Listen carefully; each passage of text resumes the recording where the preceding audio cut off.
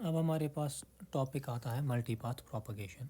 तो मल्टीपाथ प्रोपगेशन क्या होता है? तो we know for a wireless communication the transmission medium is the radio channel between the transmitter and the receiver. तो transmitter और रिसीवर के बीच में जो चैनल होती है वो रेडियो चैनल होती है। जो सिग्नल हम ट्रांसमीटर से भेजते हैं वो रिसीवर के पास डिफरेंट पाथ से पहुंच सकती है।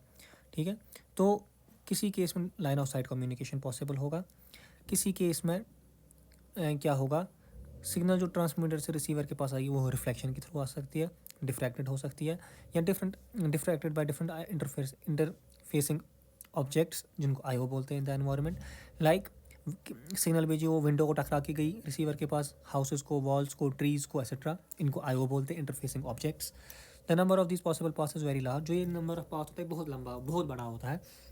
बहुत जैसे सिग्नल भेजी वो पेड़ को गई, बिल्डिंग को लगी, शीशे को लगी, खिड़की को लगी, दरवाजे को लगी, गाड़ी को लगी, चलती हुई गाड़ी को लगी, कुछ भी आगे वॉल दीवार बनी है उसको लगी, कुछ भी हो सकता है।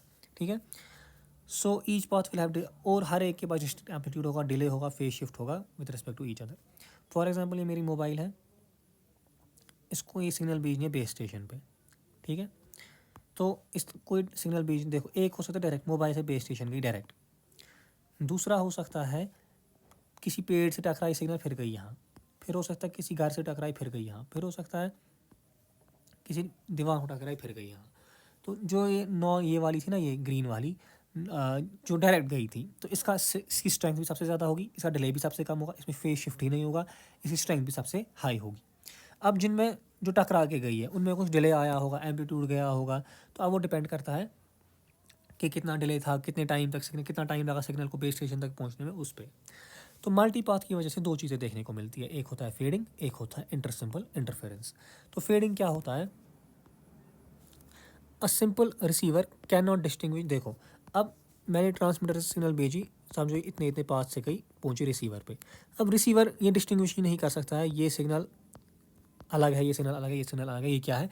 रिसीवर क्या करता है, इन सब सिग्नल्स को सीधे ऐड कर देता है। अब जो ये इनको ऐड करता है ना, तो पहले ये जो सिग्नल्स होती है, तो ये अब यहाँ पे पहुँच के इंटरफेयर करते हैं। तो जो ये इंटरफेरेंस हो सकती है ये डिस्ट्रक्टिव हो सकती है या कंस्ट्रक्टिव हो सकती है।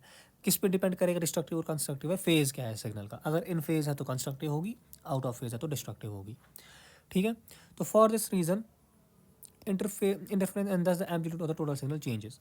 तो इंटरफेरेंस और एम्पलीट्यूड सिग्नल का चेंज हो जाएगा विद टाइम, क्योंकि टाइम वन पे कुछ, फॉर एग्जाम्पल एक सिग्नल पेड़ पे स्ट्राइक हो गई और पहुंच गई रिसीवर पे, वो एक टाइम पे पहुंची, दूसरी सिग्नल ने डायरेक्ट पहुंच गई, वो रिफ्लेक्ट कुछ नहीं हुई, direct line of site communication था, तो उसकी वजह से क्या होता है, इंटरफेरेंस होती है।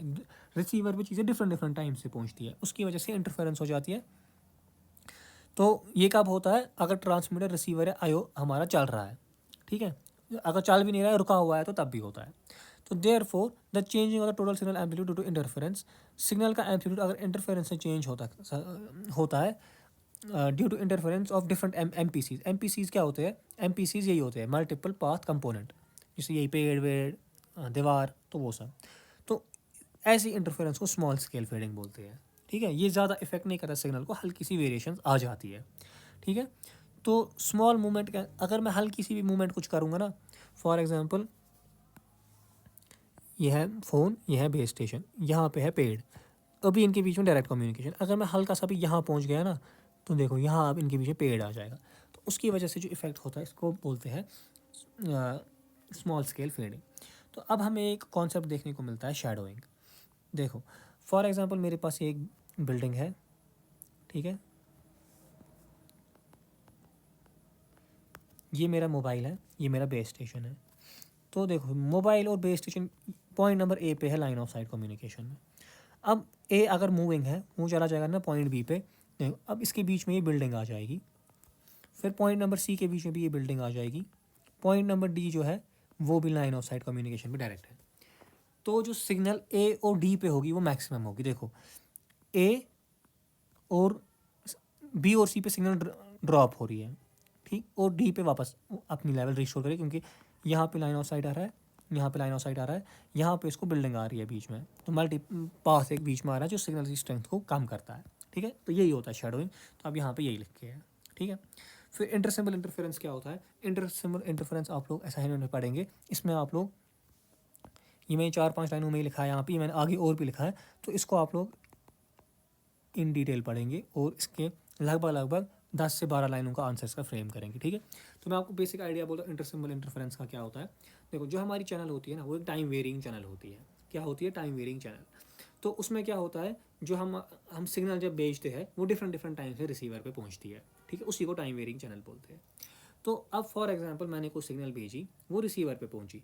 अब एक टाइम आ सकता है कि 2 सिग्नल्स रिसीवर पे एक ही टाइम पे पहुंचेंगे।